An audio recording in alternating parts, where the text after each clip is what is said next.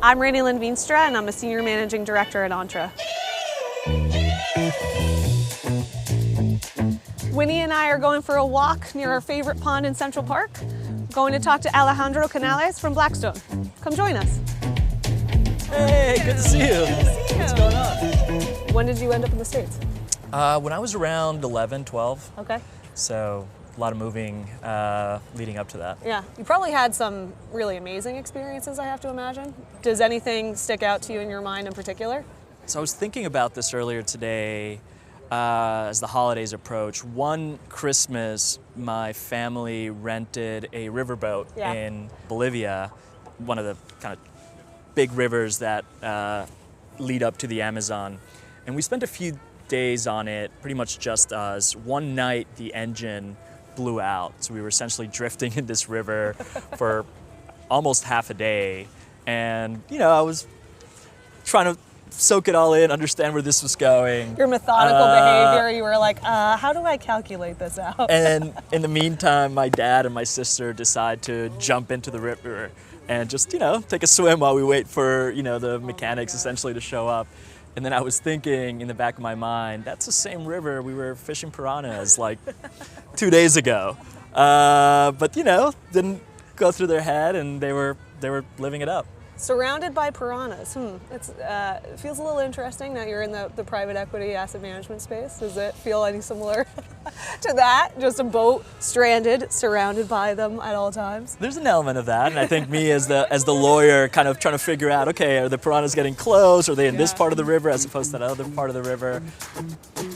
It's funny you mentioned Blackstone, because I feel like you guys almost don't have to differentiate in a lot of respects, right? Your reputation precedes you, but it is something, obviously, you're keeping top of mind as you think about, call them competitors in the field, in the industry. That's exactly right. I mean, we do benefit from our reputation and our track record, but I think as we enter into new areas, there's a combination of, there may be people or actors in those areas that are not as familiar with the name and with the brand. So we, you know, there's always like an education process, and the flip side of that is as we enter that new area, we want to maintain our reputation, maintain our brand. So I think part of what I do and what the legal team tries to do is ensure that as we enter into the unknown, as we jump into the water, we keep in mind the things that, you know, built our reputation to begin with. Yeah. One area where I think everyone's having to differentiate, and it's difficult because there's no clear sense of how you do differentiate, is ESG. How are you all facing that?